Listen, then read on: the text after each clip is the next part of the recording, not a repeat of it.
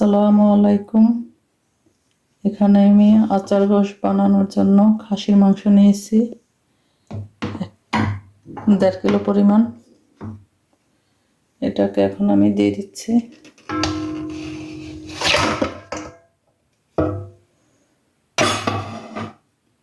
দিয়ে এর মধ্যে দিয়ে দিব আমি এখানে মিহি কুচি করে রসুন নিয়েছি 2 চা চামচ, আদা নিয়েছি 1.5 চা চামচ মিহি করে, এটাকে দিয়ে দিচ্ছি।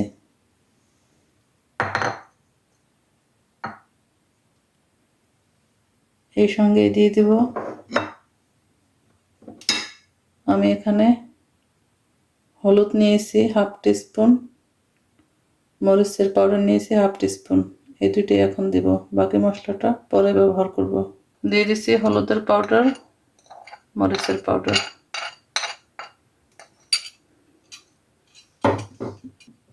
দিয়ে দিচ্ছি সামান্য পরিমাণ পানি।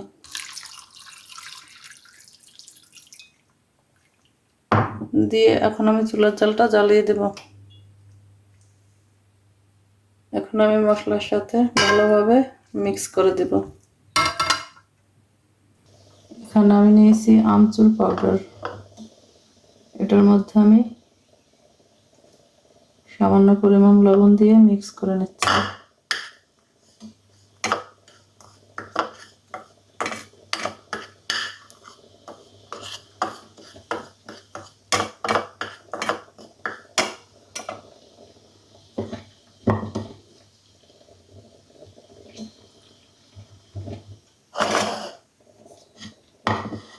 এখন আমি এই মরিচগুলোকে মাঝখান থেকে কেটে নিব।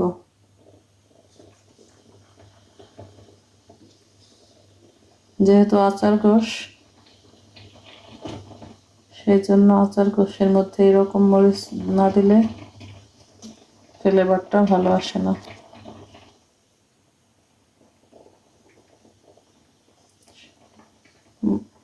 এটা না থাকলে যে কোনো মরিচ,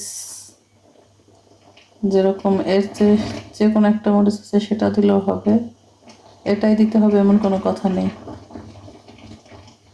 তো এটাকে আমি মাঝখান থেকে কেটে নিব। আমি এইভাবে একটা কেটে দেখিয়ে দিচ্ছি।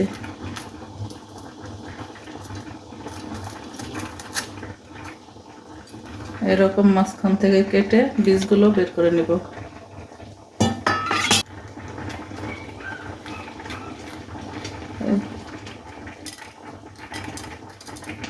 এভাবে আমি সবগুলো মরিচের বীজ বের করে নিব।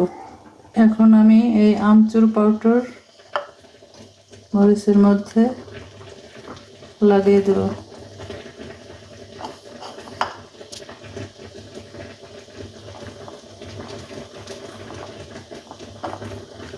এইভাবে এখন আমি সবগুলো মরিচের মধ্যে দিয়ে দেব। সবগুলো মরিচের মধ্যে আমি আমচুর পাউডার ভরে নিয়েছি। মাংসটাকে আমি জাল করে নিয়েছি। এখন আমি এর মধ্যে দিয়ে দেব টমেটো পিউরি।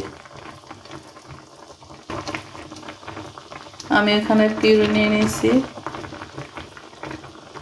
কেউ চাইলে এখানে মিডিয়াম সাইজের 2টি টমেটো ব্লেন্ডার করেও দিতে পারবেন, এবং না হলে কেটেও দিতে পারবেন, যে যেরকম পছন্দ করেন।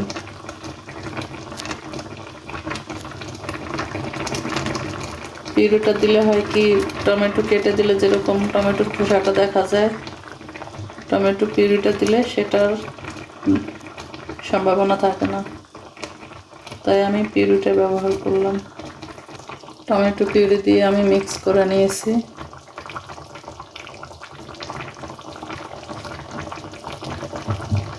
এখন আমি দিয়ে দেব পরিমাণ মতো লবণ।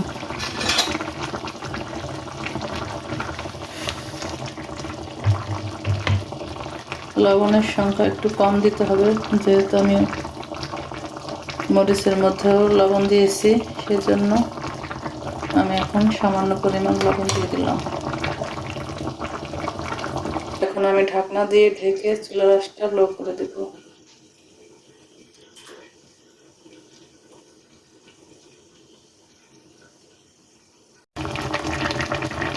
এখন আমি এর মধ্যে দিয়ে দেব 2 চা চামচ দই উঁচু করে।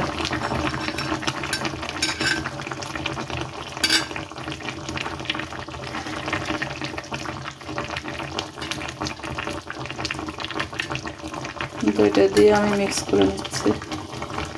এটা দিয়ে দিচ্ছি।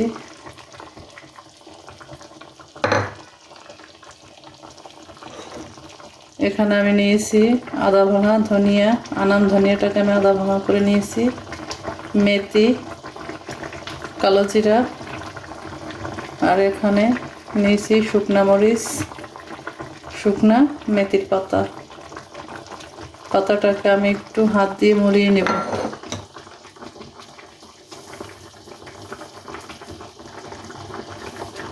একটু ভেঙে দিচ্ছি। এইগুলো এখন আমি দিয়ে দিচ্ছি। দিয়ে মিক্স করে নেব। মশলা দিয়ে মিক্স করে নেওয়ার পর এখন আমি দিয়ে দেব তেল। তেল আমি পুরো 1 কাপ নিয়েছি।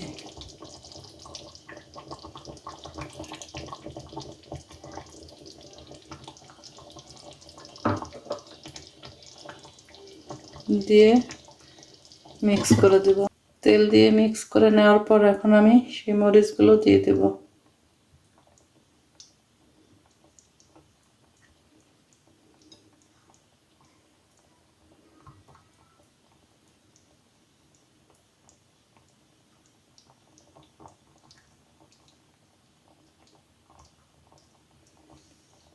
দিয়ে এখন আমি একটু সামান্য পরিমাণ পানি দিয়ে দিচ্ছি।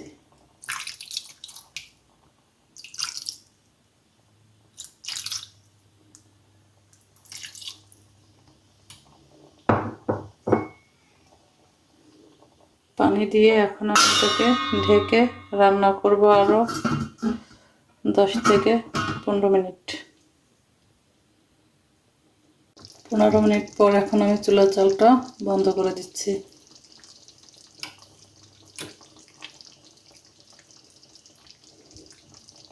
চুলা থেকে নামিয়ে নেব।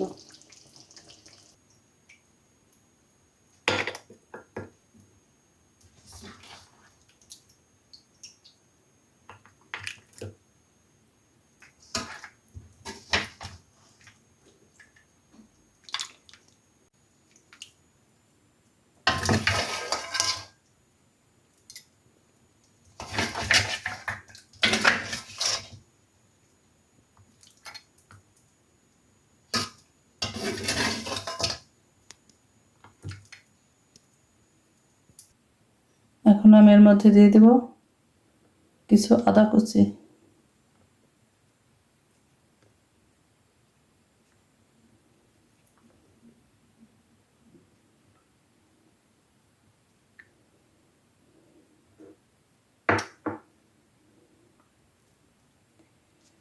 রেডি হয়ে গেল খুবই মজাদার আচার গোশ।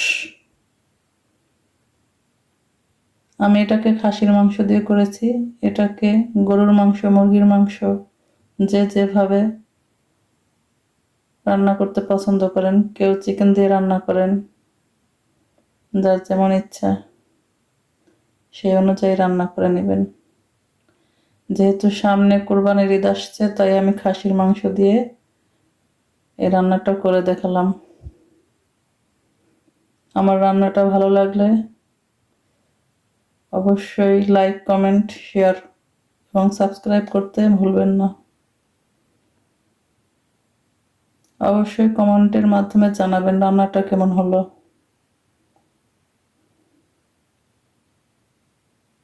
তাহলে ভিডিওটা এখানেই শেষ করছি।